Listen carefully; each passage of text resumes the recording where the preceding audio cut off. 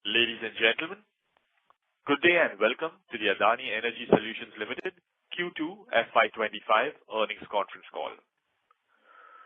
We have with us on the call today Mr. Kandarp Patel, CEO, AESL, Mr. Kunjal Mehta, CFO, AESL, Mr. Anupam Mishra, Head Group Corporate Finance, and Mr. Vijil Jain, Head IR, AESL.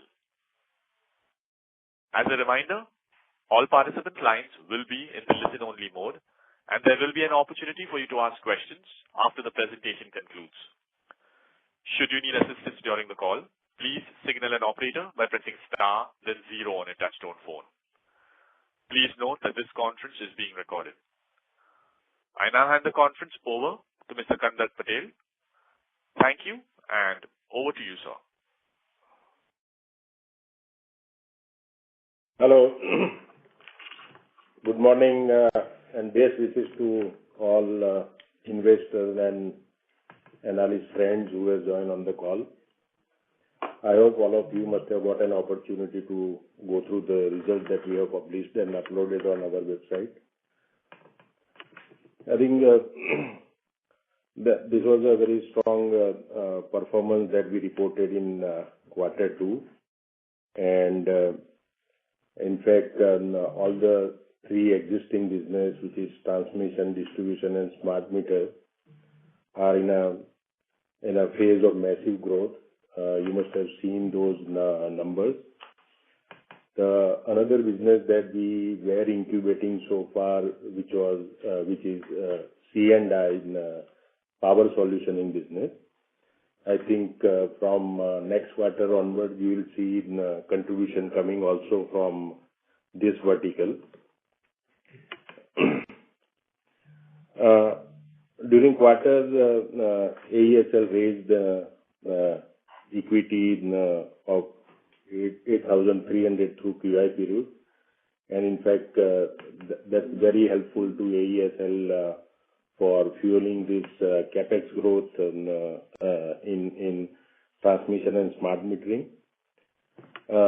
In the current quarter, besides the project under execution, which was 17,000 crore, we have secured four new transmission projects, and with that, our project under construction has reached to 31,700 crore from 17,000 crore.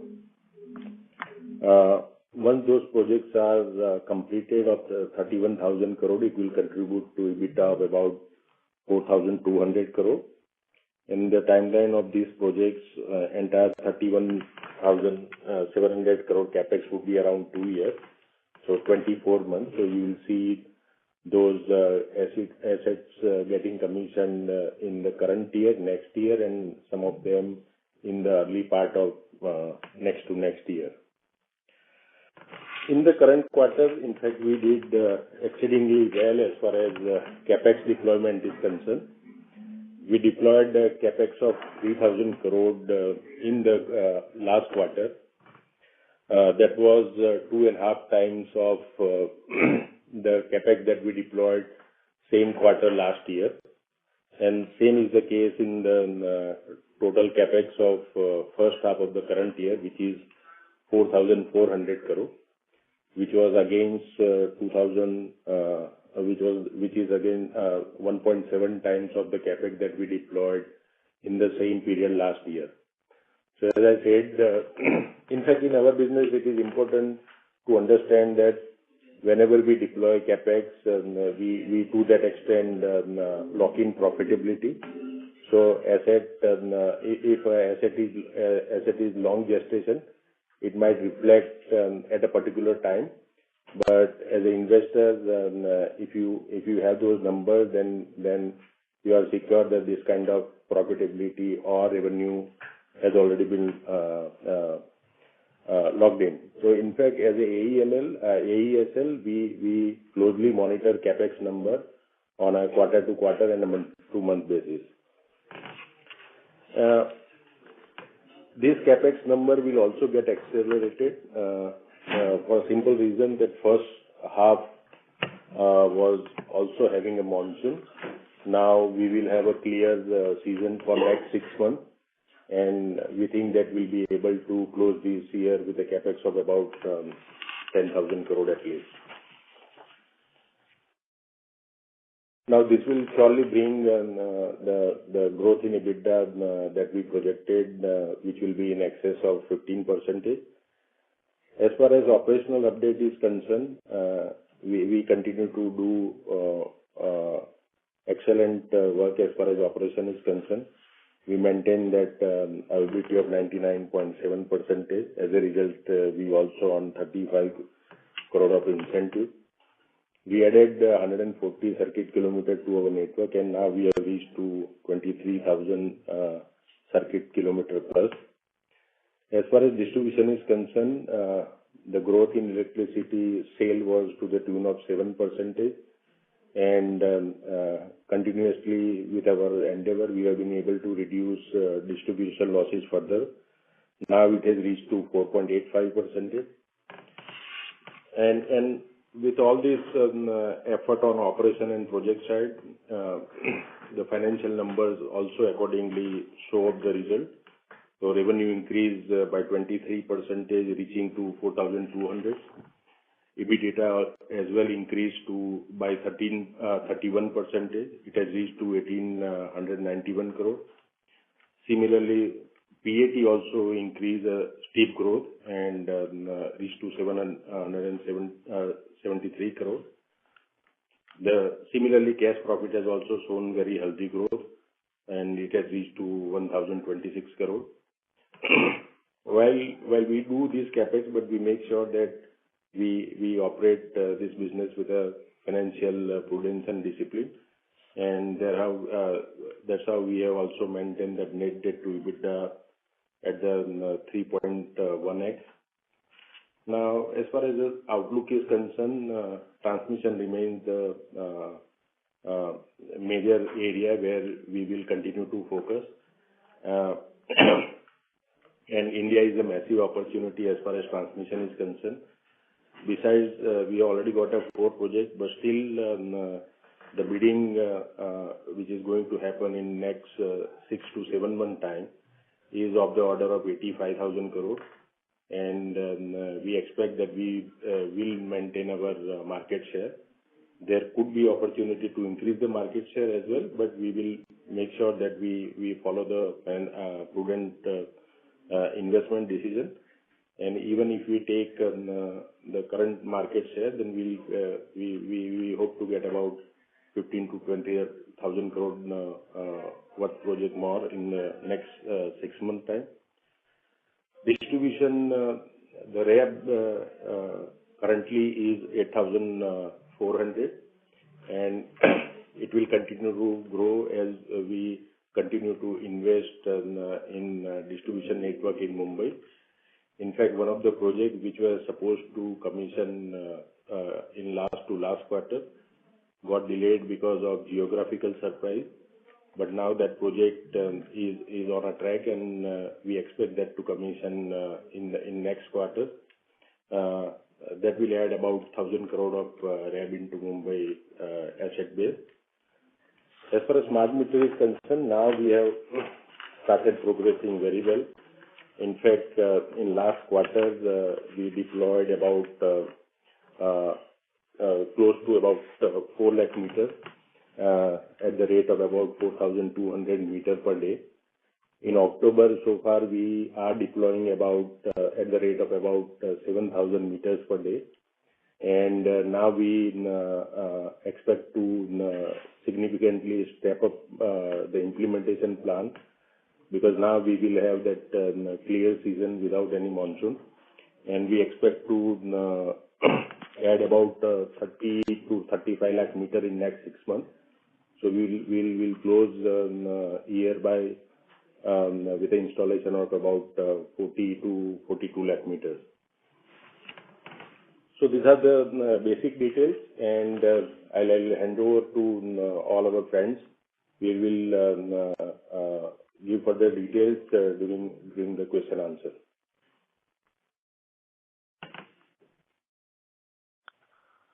Thank you very much. we will now begin the question and answer session. Anyone who wishes to ask questions may press star and 1 on a touchtone telephone. If you wish to remove yourself from the question queue, you may press star and 2. Participants are requested to use handsets while asking questions. Ladies and gentlemen, we will wait for a moment while the question queue assembles. To ask questions, please press star and 1.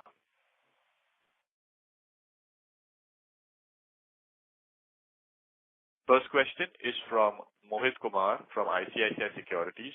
Please go ahead. Hi, good morning, sir. So my first question on the transmission. Can you just help us with the transmission capex which you'll do for next 3 years based on the current pipeline? Is it possible to talk about the expected EBITDA of the locked-in portfolio?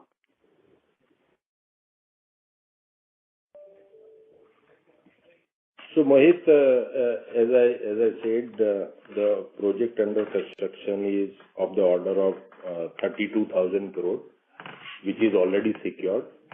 And this timeline of all these projects are about 2 years, so 24 months. And we also expect to add another 15,000 crore at least to this kitty. So it will reach to about 45,000 crore of project under implementation. And with that, we will have EBITDA in excess of 5,000 crore. In fact, with this 32,000 crore project under construction, it will contribute about 4,200 crore. And another 15,000 projects will contribute about 16 to 1,700 crore of EBITDA. And this will happen over 24, and the new project that we will get will be in 30 months from now. So that's the outer limits. Understood, sir. And given the fact that there is a huge bidding opportunity, I think first half has been great, and I think you have won your fair share. But also, I believe the H2 seems to be likely to be again a very massive opportunity. How do you think about you can just explain us the transmission bidding opportunity and the pipeline is looking for the next 18 to 24 months? So, Mohit, we have a clarity as far as the next 6 months is concerned. So those projects are already identified for bidding, approved for bidding, and the process has reached to a certain level.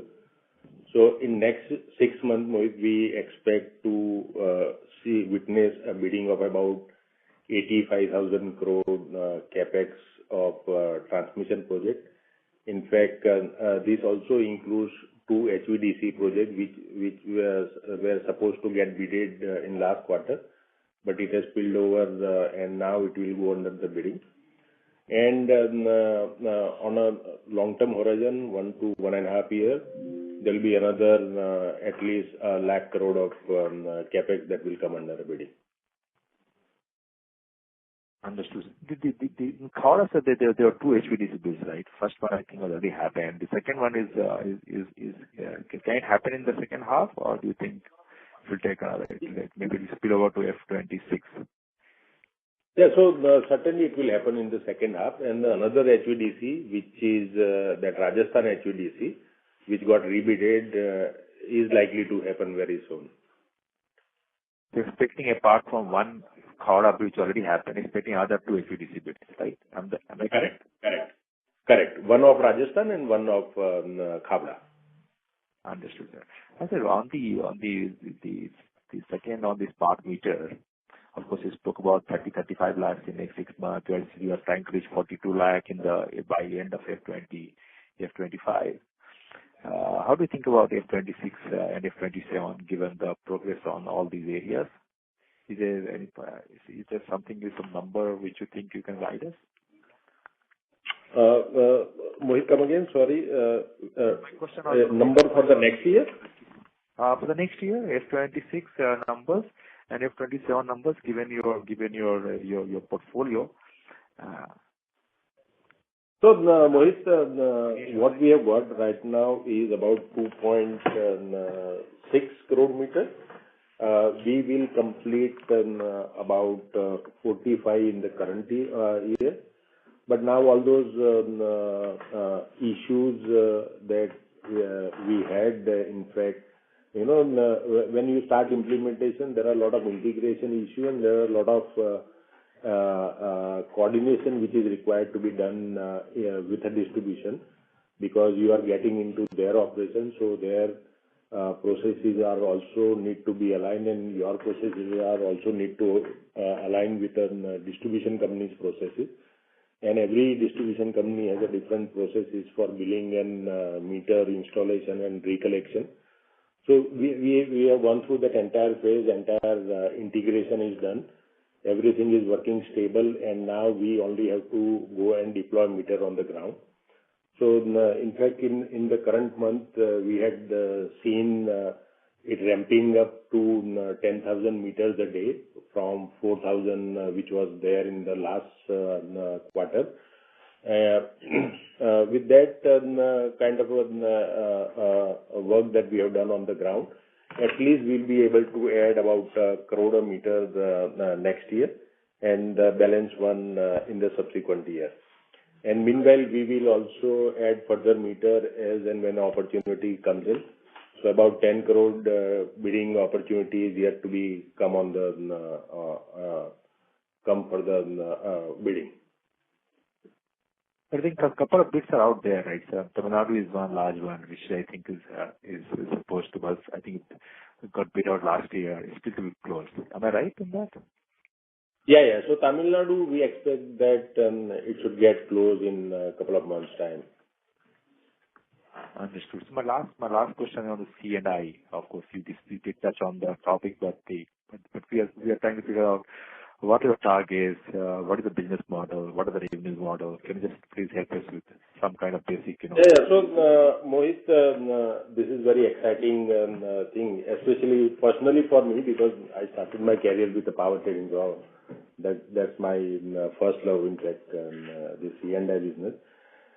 See, what we have done and what we have realized is that now with a growing economic activity in the country, there are many customers who has a very distinct requirement, which conventional distribution company are not able to meet. Like, if you take a case of data center, they would want a certain level of reliability.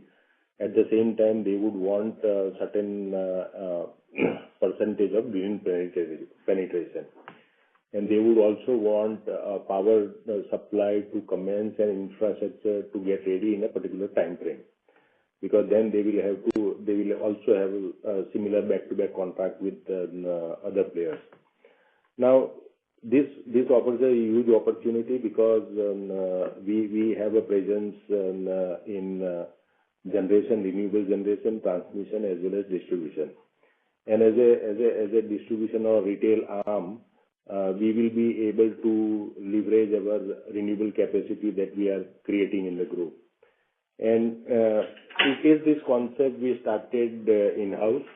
So last year we commenced this kind of activity for cement business, port business, and Wilmar business. In fact, today we are managing power supply for about 100 establishments of these three businesses across the country. And having tested ourselves, now we have started getting into contracts with the third party. In fact, currently we already have a contract about 20 megawatts. We are into active discussion for contracts for about 250 megawatts. So roughly, in fact, by the year end, we will be able to close or we will have a volume of about 5,000 million units, and that will contribute on an annualized basis of about 150 crore of EBITDA. Going forward, and this I'm talking without any major contract with any data center player. There also we are actively discussing with Googles and Microsoft of the world. and we hope that we'll be able to finalize contracts with them very, very soon. This is going to be a very exciting business for, you'll see a lot of action happening in this side in next and next quarter, and largely you will see a lot of activity in next financial year. Understood, sir. Thank you and all the best, sir. Thank you. Thank you, Mohit. Thank you. The next question is from Brett Knobloch from Cantor Fitzgerald. Please go ahead. Hi, guys. Thanks for taking my question. Maybe first, on the smart metering deployment, how difficult is it to ramp up from, I know you guys said you guys were at 4,000 a day, now approaching 10,000 a day. What's the biggest bottleneck from you why you're not doing more on a daily basis? Is it labor? Is it inventory of the meters itself? Maybe just help explain that a bit.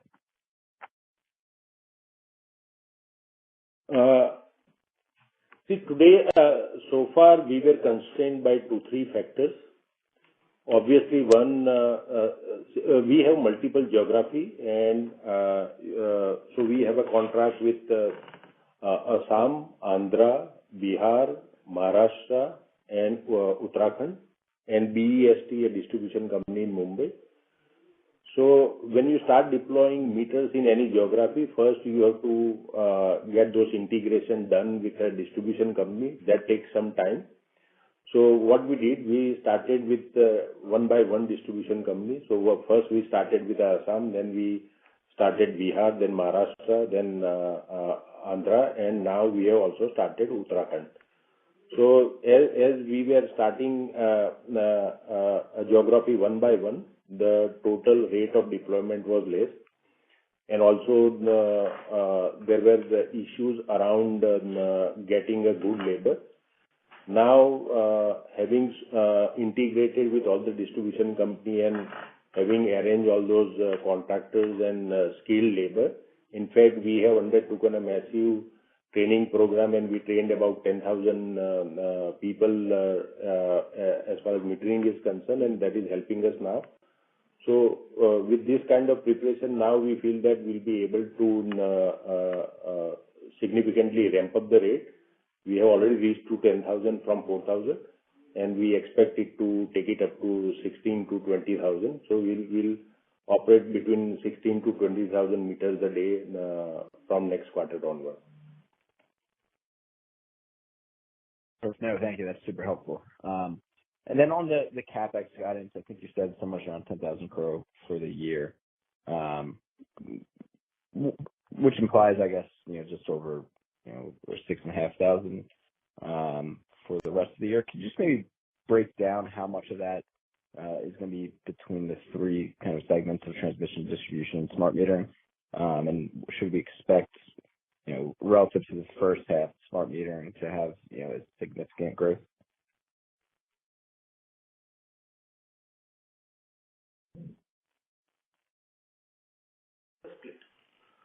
So out of this 10,000, the transmission would be around, distribution would be around 16 to 1,700 crore. The smart metering would be around 3,000 crore, and the rest will be from a transmission side. Perfect. But the biggest advantage as AESL to us is that eventually AESL's profitability is largely defined by the capex. Now, since we operate in three segments, even if there is some slippage in capex in some business vertical, we have an option and opportunity of pushing the capex in another vertical of the business. In fact, that makes AESL distinct from all other players in the market. I agree. And then maybe just one more. I think you guys talked about how EBITDA has grown at a CAGR of, call it 9% over the last 4 years. It was 15% on a trailing 12-month basis as of the end of the second quarter. Can you just maybe big picture talk about where you expect EBITDA growth to go from here? Should we expect to call it that 15% rate to accelerate, or maybe just provide some framework for us?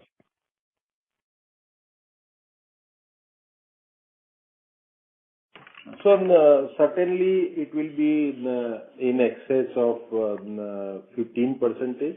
Now, if you see the already project under execution, and those projects, including smart meters, will get concluded in next couple of years. So that itself is 50,000 crore of capex, and therefore the growth is going to correspond to that kind of capex, which will, in my view, it will be in excess of 20%. Perfect. Thank you very much. Really appreciate the time. Thank you. The next question is from Dhruv Muchal from HDFC Asset Management. Please go ahead. Yes, sir. Thank you so much. So the first question is on the C&I business. So under this business, can you target only the ISTS connected customers, or you can even approach the intra discom connected customers? I mean, just trying to understand what's the landscape that you can address. So Dhruv, we can connect, we can target both. In fact, ISTS as well as interstate consumers. You must have noticed that open access regulation which has come from for this green energy, the earlier restriction of allowing open access for a consumer up to 1 megawatt has also been diluted for green energy. So therefore, in fact, virtually all the customer in the country can become target for you. Got it. And what's the economic model here? You do a back-to-back with a generator, say for example, any green developer, you have allotted group, and a similar contract with the customer, and you earn the spread on it. So how does the model work, the economic model? So what we do is we assume responsibility end-to-end up to the delivery of power, and also maintaining those connected assets so that the reliability is ensured. So even last mile connectivity, if we need to invest, we invest and maintain that part. And from a sourcing side, we will have a bunch of assets that we will secure. And see, one of the biggest advantage that you can create is also from the diversity and aggregation of demand and supply. Now, if you have a one side number of assets supplying power to you, and on the other side you have a number of customers, then you will also be able to create a lot of advantage because of diversity in demand and also in generation, and also from aggregation side. Got it. Perfect. That's helpful, sir. And so the second question is on the transmission, the outlook and bidding. So if one looks at the overall landscape, it seems one of the larger players in the system has got a very reasonable order book now, because it seems has been more aggressive in the, has got a larger share in the bids in the past. So do you think, and one of the concerns in the transmission sector earlier was that the IRRs were not adequate because of the lack of bidding and also number of players. But given the changing landscape, do you think IRRs would be better in future bids than some of the recent bids, or still the intensity is very high? So, Dhruv, you must have seen the IRRs have increased in recent times in the bidding. So the level of aggression certainly has reduced, and we expect that if not, it will further allow us to increase IRR. But at least we don't see any condition where there'll be a lot of aggressive bidding, forcing you to reduce your IRR. Right. I don't see that is happening, because already 85,000 notified for bidding, and another 1 lakh crore will come next year and in those time frame. So there is a huge pipeline available for all the players. Good. And so lastly, is that when we look at the execution time period which the system is allowing is about 24 months. I think now it's about 24 months, which still seems a bit tight given the overall execution cycle that we have seen historically. So when you bid for projects, do you consider that there could be a delay of 6-9 months, as we have seen some of your projects and some of your peers also, that typically execution happens in 2.5 years or 3 years. So do you consider that when you're looking for bids or when you're bidding for these IRRs, or how is the framework that you think, or 24 months you think is executable? So we certainly make a detailed analysis before we take a call. And whenever we are sure, both in terms of supply and execution, that we'll be able to complete in the time, then only we don't load it. And if there is a possibility of any delay, then we will certainly factor those kind of cost in our model. But the most important for us is, and that is how we feel that we don't usually get into those kind of a situation, because we do a lot of preparatory work before we bid and even before we go on the ground for execution. Great, sir. Thank you so much. This was helpful, and all the best. Thanks. Thank you. Thank you. The next question is from Bharat Shah from ASK Investment Managers. Please go ahead. I lost out on the call in between. Plus, I couldn't fully comprehend your answer to the previous question. But on smart meter, I wanted to understand what are the constraints on the rollout, because 4,000 or 10,000 still sounds very modest and very inconsequential kind of a rollout of smart meters. So, Bharat, what I was replying to the earlier question is that we had about 6 different geographies. We started to implement in different geography one by one. And when you start deploying meter in particular geography, you have to integrate with the distribution system, and you also have to integrate and demonstrate your entire smart meter architect and platform to the distribution company. Once they approve, then you start deploying on the ground with a full resources. Now, as we were starting geography one by one, therefore the implementation rate was lower, and there were also issues around manpower availability. So both the issues now we have sorted. We have started implementing and integrated with all the 6 distribution companies. And now having sorted out that contractor and manpower issues as well, from 4,000 to 10,000 we have reached in a 1 month period, and we hope to take it to 15,000 plus, and we will continue to operate at that level. But if you roll out 15,000 also a day, that will take you at max to about 5 million for the next year. That itself sounds a very small number to my mind, unless I missed something. I thought you earlier mentioned that you expect to roll out about 1 crore meters next year. If I heard it correctly, that's what I understood. So if you roll out 15,000 meters, then you will be... Bharat, I'm talking about the current geography.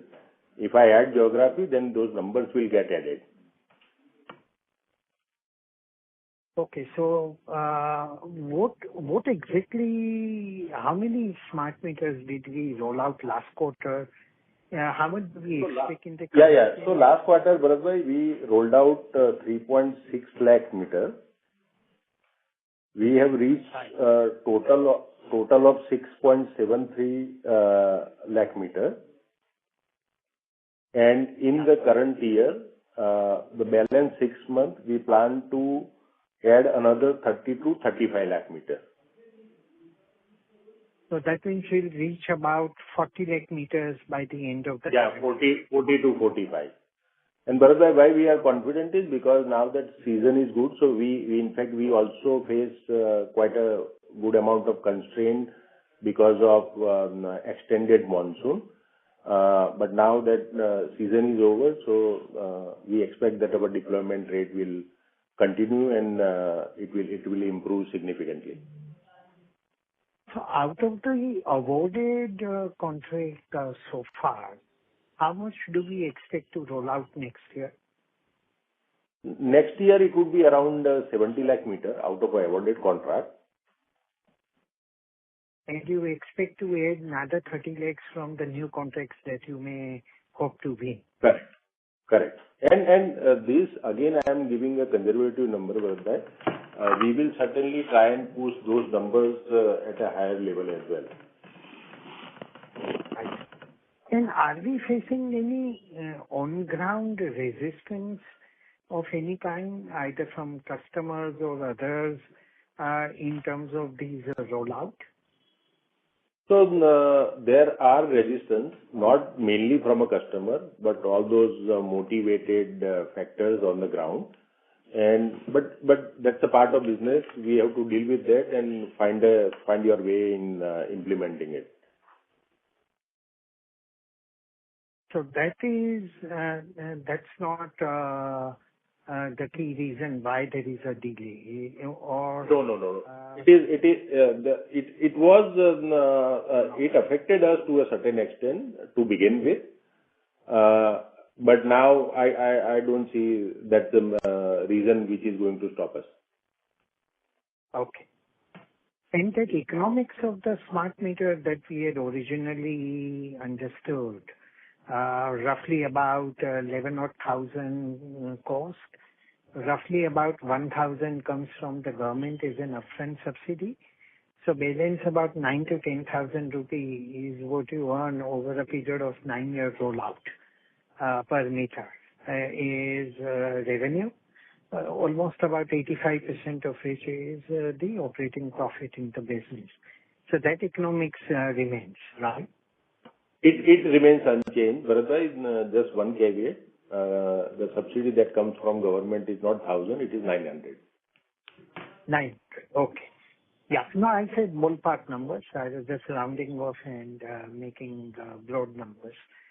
Also, there were tax write-backs in the current quarter. I could not fully figure that out. So, net-net, there has been actually tax credit in the first half of the year. In the second half of the year, what is the expected tax liability we need to provide, we should count?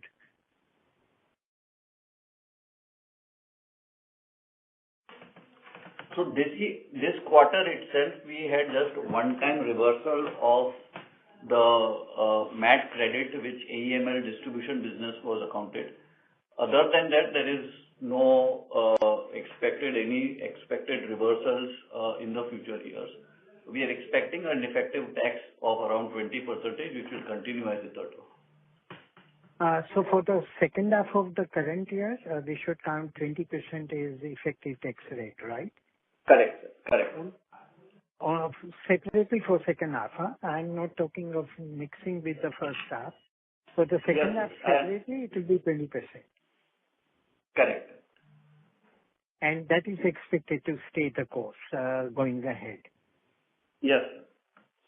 Okay. One last question on Microsoft and Google transactions. I thought one of the transactions already happened and is in the bag. Something to that effect. I read the announcements in the papers. Maybe I'm mistaken. If you can highlight on that. And the You are right, Bharat. There was an announcement that was for Google contract, where they had a long-term power purchase contract with Adani Green for their part requirement of existing data center or the data center which is under construction either at Noida. What I am talking is beyond that. That's only a power supply PPA between AGL and Google. All those and that's only meeting a part requirement. Essentially, these data center companies wanted someone to handle their entire power supply management because they don't have that kind of knowledge or expertise of managing this complex regulatory system as well as managing supply on the round the clock basis. So that is where we see an opportunity, and in fact we are discussing with Google, Microsoft and many other players where they wanted us to design an energy solution for them which will define the extent of green energy that we will supply, the kind of reliability and timeline. So those two transactions or these two are very distinct ones. Right. And broadly, as I've understood, roughly for sticking together the entire solution, that is arranging power, design mix, ensuring fail-safe, reliable supply arrangement remaining by stitching together that solution with the various sources. You can hope to make about rupee and half of fees per unit. So, Bharat, it will not only be a stitching, but sometime you might also have to invest, like last mile connectivity. With one of the players that wanted a power solution, we are also investing for them in last mile connectivity, and a small transmission line is to be created. So it will mostly a stitching, but you might also require to invest somewhere to make sure that whatever agreed deliverable that you have signed off, that is delivered. And as far as margins are concerned, it obviously would depend on lot many factors, including terms and condition and risk profile of that particular contract, and that could range right from 1 rupee to depending on the risk profile of the contract. If the only solutioning or a service is to be provided, like we do for our group companies where they carry all the risk, those margins are around 10 paisa. I see. And these arrangements potentially can run into not hundreds of crores of units, but actually thousands of crores of units to be supplied in a year, potentially, isn't it? Yeah, correct. So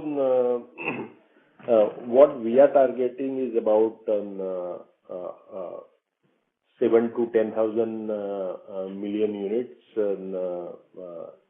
in couple of years. 700 to 1,000 crore units in couple of years. No, 7,000 to 10,000. So 700 to 1,000 crore units. Okay. Okay. Thank you so much. Thank you, Balram. Thank you. Next question is from Ajay Sharma from Maybank. Please go ahead. Hi, I just want to check what's the IRR you are getting on the new transmission projects you just won? Around 15. Okay. And what's the increase in the regulated base for the distribution business which you are targeting every year?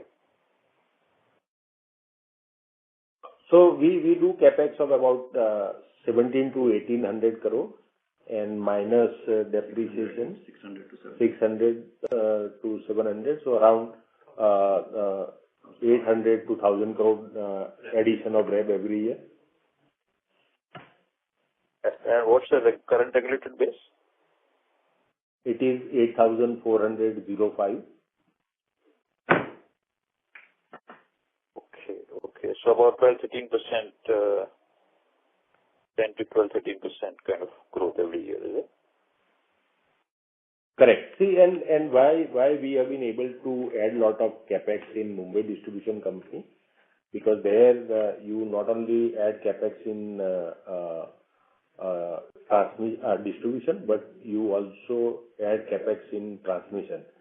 And we see a lot of CapEx coming from transmission side within Mumbai, because as demand is increasing in Mumbai, there is an urgent need to augment transmission capacity within Mumbai. In fact, one of the projects that I mentioned in the call earlier, which got delayed because of one geological surprise, that project itself is about 1,000 crore. Right. Okay. And lastly, just a small housekeeping question. If I look at your balance sheet, right, if I look at the plant and equipment and right of use assets and capital work in progress, I mean, the difference between the September numbers and the March number is more like 1,500 crores. So, I mean, whereas your capex, you said, is more like 4,000 crores. I mean, why is there a difference actually? Did you get rid of some equipment or what? So the capex is Dahanu power plant. Correct. So one is on account of 2,300 on account of Dahanu power plant. Plus there is certain recognition of the capex is also done under service concession accounting for the smart meter part. So combination of both that, if you add that, you will get to 4,400 crores of capex incurred during the year. But most important reason is 2,300 of the asset which was carved out for the Dahanu power plant. Let me just outline that. The Dahanu power plant is a 500 megawatt coal-based thermal power plant which is housed under the Adani Electricity Mumbai Limited. For ESG considerations, we've decided that the board of AEML decided, and ESL in fact ran a process, and based on that it has been carved out. So based on that, AEML today does not, AEML or ESL today does not own any coal-based generating power plant. So that is the and it's a book entry of 2,300 crores of book asset here. And the service concession for the smart meter, is that part of other non-current asset? Is it? Where does that sit in? Other financial assets. Other financial asset. Okay. Okay. Thank you.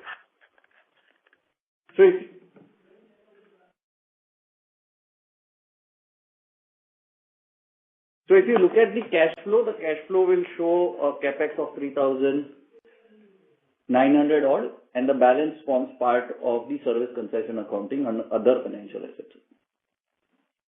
Yeah, got it. Thank you very much. Thank you. The next question is from Pavitra Sudhindran from Apollo. Please go ahead. Yes, thanks for the call. Can you give us some information on this SEBI show cause notice that you got this quarter? What's the percentage shareholding that is alleged not to be public, and what are the next steps here and possible outcomes? Thanks. So, Pavitra, that is the show cause notice that has been sent by SEBI to the shareholders as well as to AESL, and AESL has made a disclosure to that effect. In due course, we will be responding to that. There's nothing additional to that we want to disclose at this stage. At this stage, I also have to clarify that it has nothing to do with the company per se. It is because it is the company which is listed, and hence the show cause notice has been sent to it. But it is more pertaining to the shareholders rather than the company. Got it. Thanks, Anupam.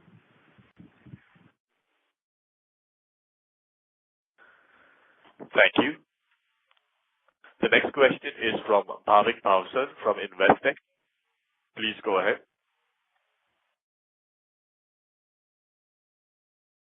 Hi, sir. Can you hear me? Yeah, go ahead. We can hear you. Yeah, I just wanted to confirm the current regulated equity for transmission and distribution business, and also how is it expected to grow?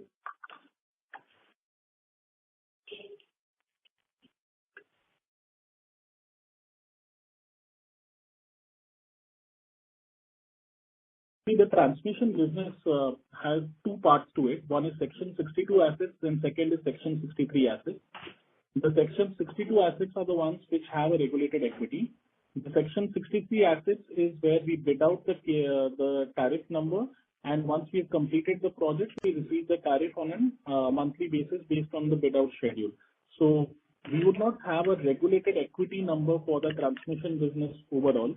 Whatever we do on the Section 62 side, that number is there, and that I think the team can separately provide to you, or maybe if 5,000. Yeah.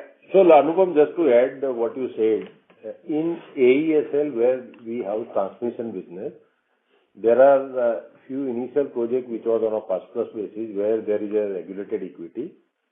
So because we don't add any regulated RTM projects, so there could be few RTM projects like currently whatever is the regulated equity in transmission, which is about 3,400 crore. And when we commissioned that HVDC transmission in Mumbai, about 2,000 crore of regulated equity will get added. As far as AEML is concerned, the regulated equity is about 5,000 crore. And as we do a capex of about 1,800 crore every year, 17 to 1,800 crore, we will continue to add about 500 crore of regulated equity into it. Oh, yeah, perfect. Thank you. Thank you. Next question is from Sagar Parekh from One Up Financial Consultants. Please go ahead. Yeah, hi. Thanks for taking my question. On this smart meter project, you mentioned about 35 lakhs installation in H2. So, assuming 900 rupees you get, so does that mean like in terms of revenue, you will be about 350-400 crores revenue for H2 from smart meters, or the revenue accrues much later? How do we account for smart metering revenues and so that 900 rupee will accrue with a time lag of about 2 to 2.5 months. So once we deploy, then we have to go and demonstrate and to distribution company that deployed meters are working. Once that is done, then billing starts, and then that amount is paid. So roughly about there is a lag of about 2 to 2.5 months. So next financial year is when we can see the entire like 40-45 lakh meters. Correct. But part certainly will come into the current year as well. And the remaining 9,000 or 10,000 rupees, does it mean that from FY26 onwards only this 1,000 rupees every year will come through, or? No. So the first year, 1/10 we will receive plus 900. Okay. And how would the margin shape up in this business? So smart meters generally have a margin of around 80 to 85%. In the initial years, because of the initial ramp up, the margins may come down to around 75%. But overall, the project would have an 85% margin. Got it. And on your CNI business, did I hear it correctly? You said that your margins would range from 10 paise to 1 rupee, something like that. Correct. So depending on the nature of the contract, if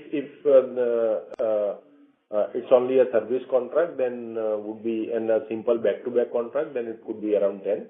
But if it is a complex contract, a lot of stitching to be done and position is to be taken, then obviously those margins will be in a higher range.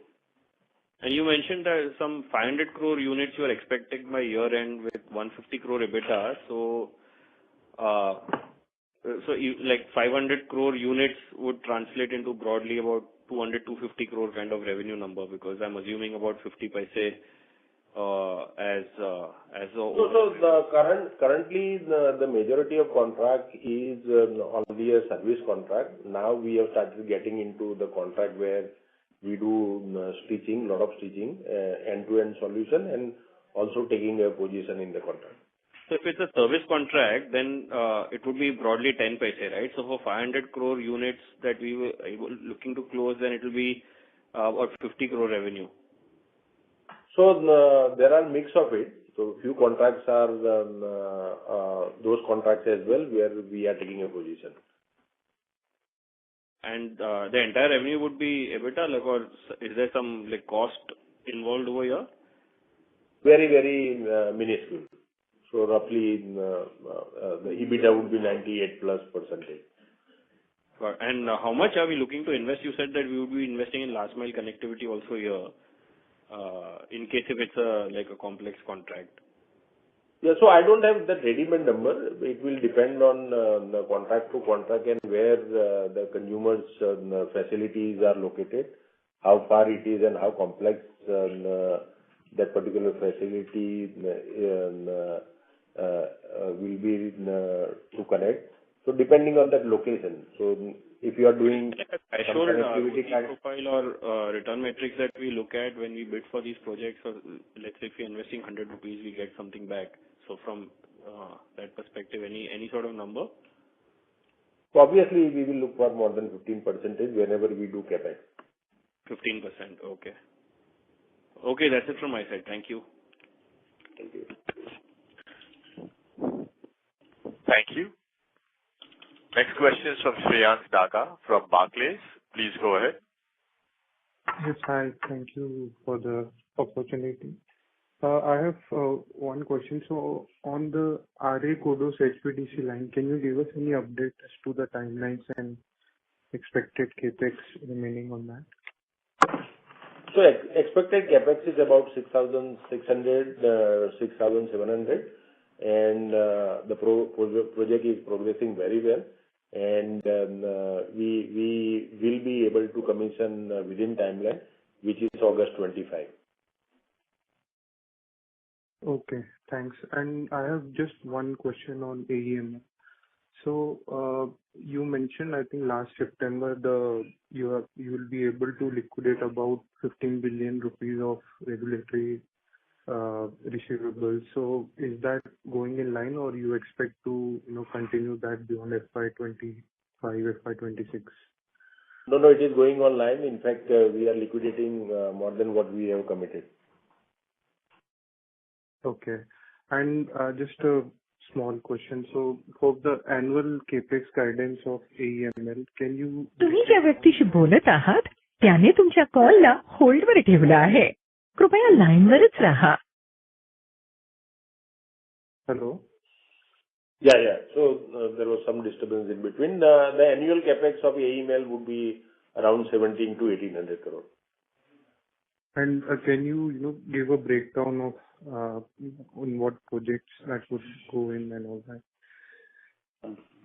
So it will be a mix of transmission and distribution, and within distribution there could be n number of projects, starting from your network augmentation, creating new substation, putting up a smart meters, putting up a storage facilities.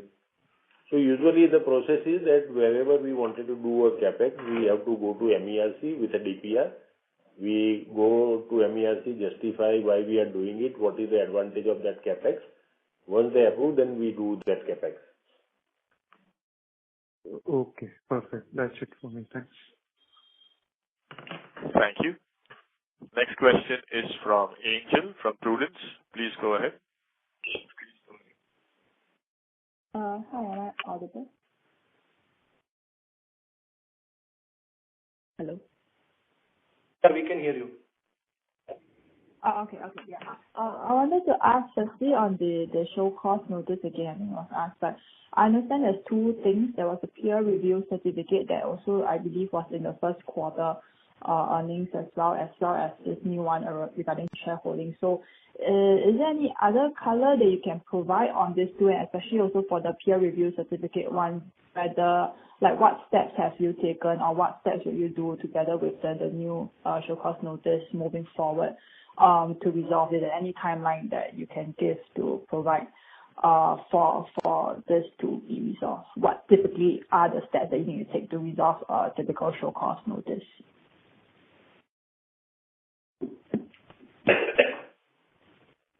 So the show cause notice was with respect to the peer review, which the statutory auditors in 2015-16 had to provide.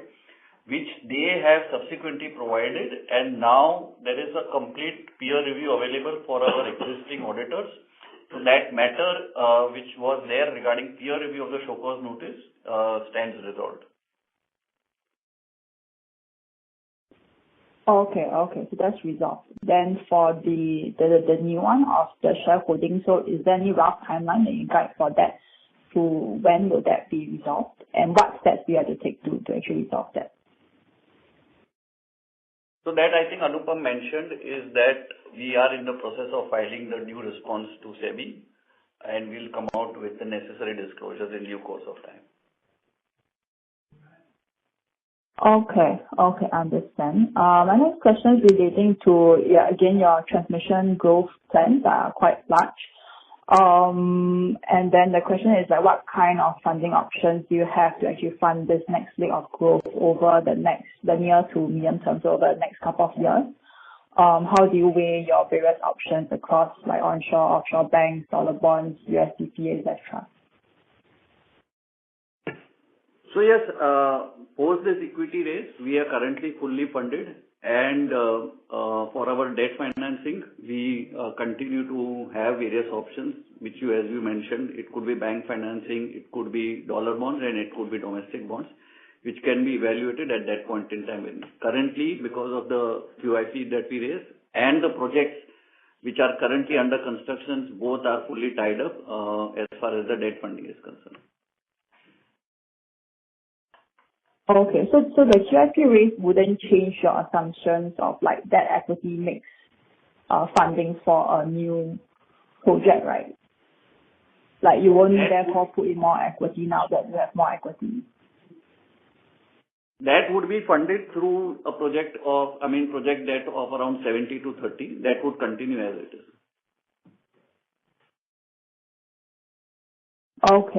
Okay, understand. And last thing is on the Adani bonds coming in August 2026. And I understand it's still quite some time away, but is there any early thoughts on how to deal with that?